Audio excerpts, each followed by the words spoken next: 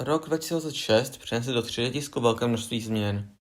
První technologií, kterou bych chtěl zmínit, je technologie Dual Head.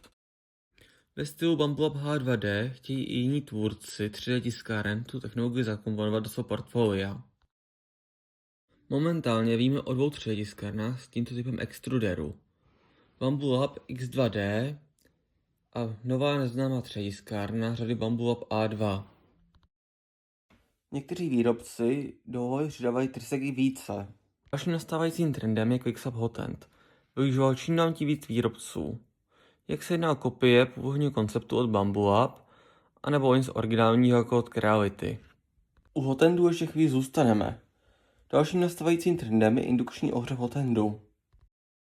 Nejedná se o novou technologii, ale až teď začíná integrovat do dražších 3D tiskáren.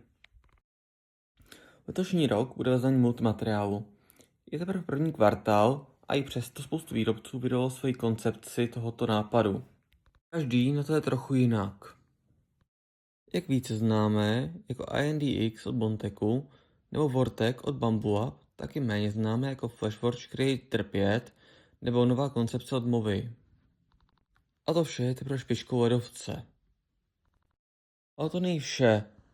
Všeobecně se v tomto roce stane z vícebarevného 3D tisku i standard u levnějších 3D tiskáren. To je představené jak hodně zajímavé řešení jako Anycubic, který má celou mechaniku výměny materiálu v hlavě, tak i méně odvážná řešení jako například u Creality. Velmi univerzální řešení více barevného tisku složkové i kliprové tiskárny. Tím je řešení Vivid od Big3 Tech. To může změnit úplně vše. Vivid je univerzální řešení pro tiskárny s kliprem. Například Zaxxay využívá již teď. Letošní novinkou bude větší integrace cívek s NFC. Nově nebude již načtení cívky filamentu tiskárnou jen výsadou Bumbleup. Každý větší výrobce má ve své 3D tiskárně NFC čtečku pro načtení filamentu. Někteří tvoří i skupiny z výrobců na filamentů a dávají do nich své čipy. Například Prusa s tím OpenPrintTech. Paradoxně na to Prusa nemá ve své 3D tiskárně čtečku na filamenty. Novinkou na poli filamentů bude větší rozšíření materiálu na bázi PEBA Air nebo Morflex. Některé materiály dají 3D tiskárně zabrat. Tento typ materiálu je v podávacím mechanismu tvrdý a v extruderu měkne. U TPU ještě chvíli zůstaneme. Bumbleup nedávno vydal sadu extruderů přímo pro TPU.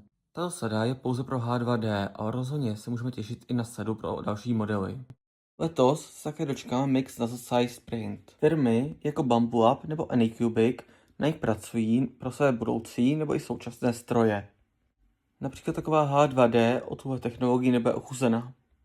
Velmi pravděpodobně se také dočkáme nástupce Prusa Core One Plus. Jak jsem již zmínil, 3D tiskárny Prusa neobsahují NFC čtečku na filamenty. To se v budoucí verzi určitě změní. Také by se mohlo změnit technologie výhřevu podložky. Osobně si myslím, že se nebude jednat o síťové napájení, jako u Prusa Core One L, ale myslím si, že změna přijde. Také by se mohlo rozšířit aktivní větrání komory pro tisk PLA a PETG. Výrobci 3D tiskáren již dnes přidávají aktivní ventilaci komory, tím se zamezí žíkání filamentu v extruderu. Už nebude potřeba otvírat vířka pro snížení teploty v komoře. Velkou novinkou bude také mapování podložky pomocí vířivých proudů. Tato technologie je velký evoluční krok ve vývoji 3D tiskáren. Dokáže zmapovat podložku rychleji a lépe než klasické oťukávání. Několik tvůrců tuto technologii předpovídalo již pro minulý rok, ale jednalo se pouze o chybnou interpretaci senzorů, které Bumbleup využívá k něčemu jinému. Některé menší firmy tuto technologii využívají již dnes. Například takový Sovol, nebo lze tato technologie nainstalovat také na Voron. Další, čeho se velmi pravděpodobně dočkáme, jsou nové moduly pro Bumbleup řady H2. Spekuluje se o novém typu laseru, rýhovacím nástavci a také již oznámeném filament track switch modulu. A čeho se dočkáme spíše až za rok? Samo Bumbleup oznámilo vývoj separátního stroje s laserem, ale takový vývoj trvá nějakou dobu. Dále se ví o tom, že Bumbleup pracuje na SLA tiskárně, ale přímo z rozhovoru víme, že letos se jí dočkáme.